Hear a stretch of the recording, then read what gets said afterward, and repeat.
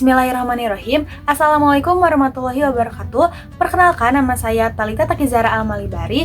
Saya dari Prodi S1 Akuntansi dengan NIM 1022468. Di sini saya akan menjelaskan sedikit materi tentang urgensi dan implementasi syahadatain.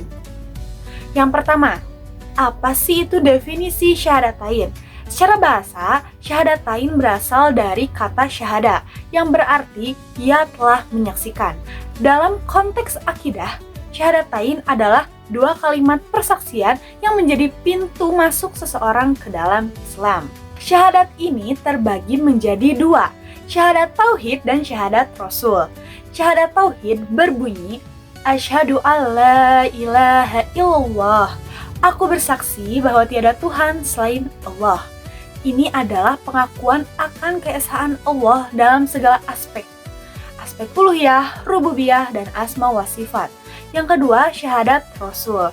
Wa asyhadu anna Muhammadar Rasulullah. Dan aku bersaksi bahwa Muhammad adalah utusan Allah. Ini adalah komitmen untuk mengakui Nabi Muhammad sebagai teladan tunggal dalam beribadah. Nah, yang kedua, bagaimana kedudukan syahadatain dalam syariat Islam? Yang pertama, sebagai pondasi utama. Syahadat ini rukun Islam yang pertama. Ibarat sebuah bangunan, syahadat adalah pondasinya. Tanpa syahadat, amalan lain seperti salat, zakat, puasa tidak memiliki nilai di hadapan Allah Subhanahu wa taala. Yang kedua, syarat diterimanya amal. Syarat sahnya sebuah ibadah adalah ikhlas karena Allah dan ittiba, mengikuti syara Rasul atau syahadat Rasul. Yang ketiga, pembeda, al-furqan. Syahadat adalah garis demarkasi yang membedakan antara seorang muslim dengan non-muslim, serta antara tauhid dan syirik. Lantas, bagaimana syahadatain dalam proses kehidupan manusia? Syahadatain bukan hanya momen saat seseorang mu'alaf lalu dibacakan syahadat lalu dia masuk Islam. Bukan seperti itu ya teman-teman.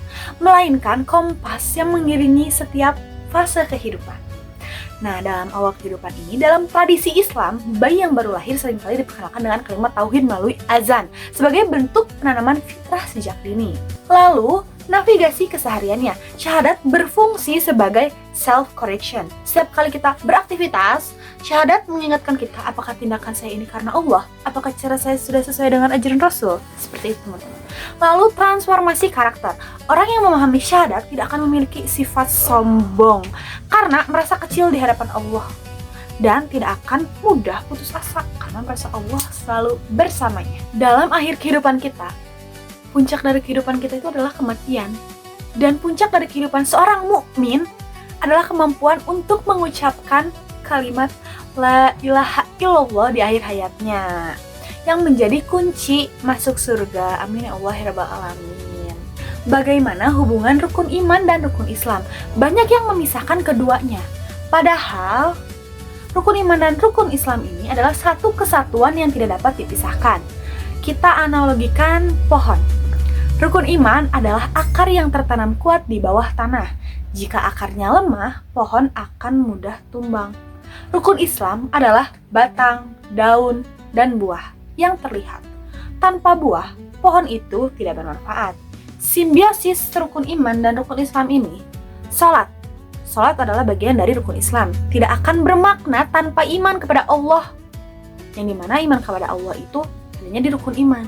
Sebaliknya, iman kepada Allah tidak bisa dibuktikan jika seseorang enggan menjalankan salat.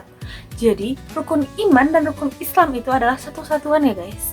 Tidak dapat dipisahkan. Jadi kalau misalnya kita sholat, ya sholat tuh percaya juga ke Allah gitu. Allah tuh ada. Allah tuh ada. Kesimpulannya, syahadatain adalah sebuah perjanjian besar antara hamba dengan sang pencipta. Penciptanya siapa? Allah Subhanahu wa taala. Hambanya siapa? Kita. Dia bukan kalimat, bukan kata-kata ya, bukan kata-kata doang, melainkan energi yang harus menggerakkan kita untuk menjadi pribadi yang lebih baik lagi. Dengan menguatkan syahadat, kita menyelaraskan hati, iman, dan perbuatan Islam dalam satu garis lurus menuju ridha Allah Subhanahu wa taala. Mungkin itu saja yang bisa saya sampaikan. Mohon maaf apabila banyak kata-kata yang kurang berkenan. Terima kasih. Wassalamualaikum warahmatullahi wabarakatuh. See you next video.